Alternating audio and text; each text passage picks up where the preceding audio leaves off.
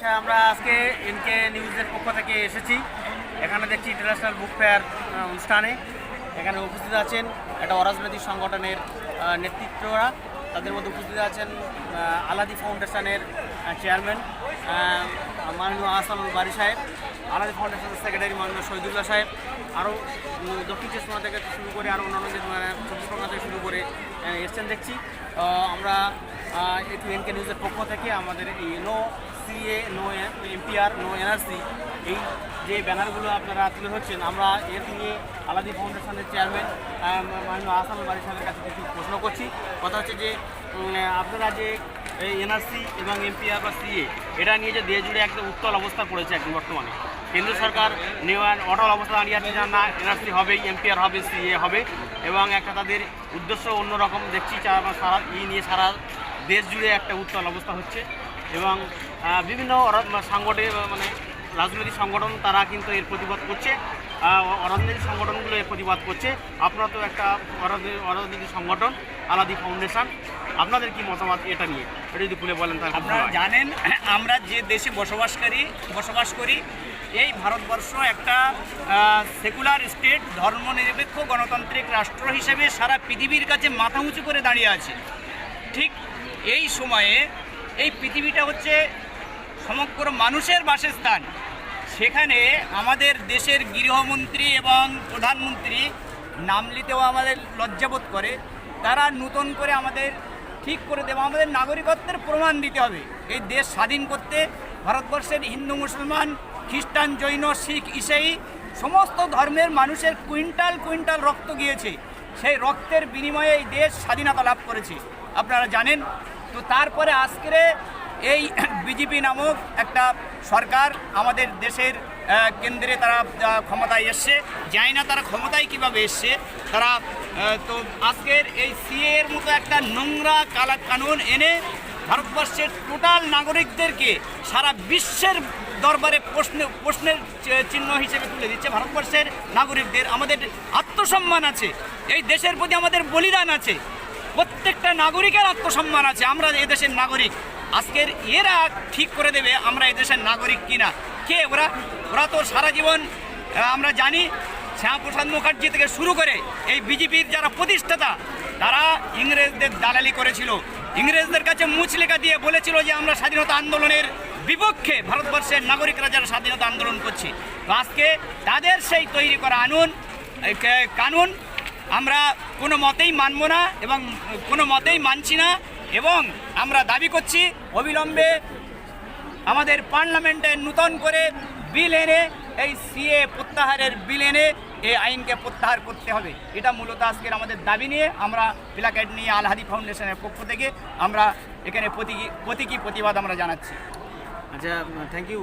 পরের কোশ্চেন আমি একটু বলবো যে কথা হচ্ছে যে আজকে দেখা যাচ্ছে যে দেশ জুড়ে একটা প্রতিবাদ চলছে, কিন্তু কেন্দ্র সরকার একটা সিদ্ধান্ত নিয়েছে যে নো এনআরসি হবে, এমপিআর হবে, সিএ হবে, তারা এই পদক্ষেপেই আগে চলেছে।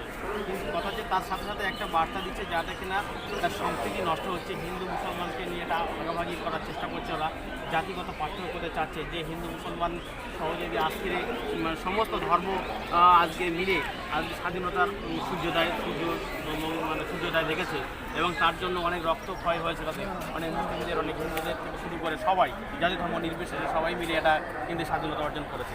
কিন্তু আজকে দেখা যাচ্ছে যে হিন্দুদের কোনো ভয় নেই। কখনো বলছেন দিলীপ ঘোষ, কখনো বলছেন যে মুসলিমদের কোনো ভয় নেই।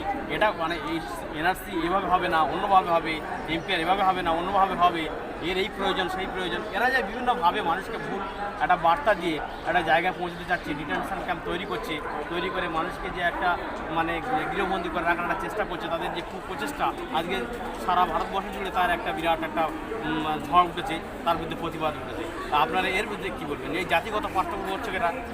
আপনি যে যার নামটা করলেন বিজেপির রাজ্য সভাপতি, তার নাম আমি নেব না, কারণ ও হচ্ছে মানবতার লজ্জা, সেই সঙ্গে সঙ্গে সমাজের পক্ষেও বিপজ্জনক। উনি যেভাবে কথা বলছেন, একটা রাজনৈতিক দল, আমরা জানি রাজনৈতিক দল তারা সমাজের সেবা করে, সমাজের হতদরিদ্র মানুষের সেবা করে, কিন্তু ওনার মুখের যে ভাষা অসভ্য, বর্বর, সেকেলে মানুষ যেভাবে ভাষা ইউজ করতো, আজকের এই ডিজিটালাইজেশনের যুগে, আজকের এই সভ্যতার যুগে ওনার এই বর্বর এবং অসভ্য নির্লজ্জের মতো যে ভাষা ব্যবহার করছে, উনি একটা রাজনৈতিক দলের তার মানে সভাপতি হিসেবে ওনার ওই পোস্টটা মানায় না, ওই পোস্টটা ওনার মানায় না। তো উনি আজকের হিন্দু মুসলমান, আমরা এখানে পরম্পরা, আমরা একসঙ্গে একই স্কুলে হিন্দু মুসলমান সকলেই পড়াশোনা করি। আমার অনেক বন্ধু, আমি লেখাপড়া শিখতে গিয়ে আমি MA BEd পাস করেছি, প্রচুর বন্ধুবান্ধব আছে আমার হিন্দু, তাদের বাড়িতে গিয়েছি, তাদের বিবাহ অনুষ্ঠানে গিয়েছি, অন্নপ্রাশন অনুষ্ঠানে গিয়েছি, বিভিন্ন অনুষ্ঠানে গিয়েছি। আমাদের ঈদ মিলন উৎসবে তারা আসে, আমাদের বাড়িতে বিভিন্ন মিলাদ অনুষ্ঠান হয়, ঈদ হয়, সমস্ত উৎসবে তারা আসে। এই যে হিন্দু মুসলমানের মধ্যে আমাদের একটা ভ্রাতৃত্ব, হিন্দু মুসলমানের মধ্যে একটা সৌহার্দ্য, আমরা মিলেমিশে একই দোকানে খাই, একই বাজারে হাট বাজার করি, একই টিউবওয়েলের জল আমরা পান করি, একই সূর্যের আলোয় আমরা বড় হয়েছি, একই চাঁদের কিরণ নিয়ে আমরা বড় হয়েছি, সমাজে আমরা সব আমাদের মধ্যে কোনো ভেদাভেদ নেই।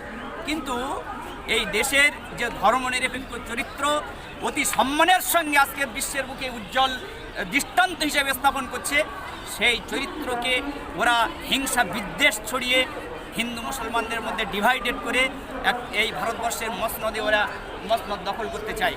আমরা হিন্দু মুসলমান মিলিতভাবে যেভাবে স্বাধীনতার আন্দোলন থেকে শুরু করে যে আন্দোলন আমরা একসঙ্গে করেছিলাম, স্বাধীনতার পরেও আমরা যে ভ্রাতৃত্ববোধের মধ্যে একাত্ম হয়ে আমরা এই দেশে আছি এবং থাকবো।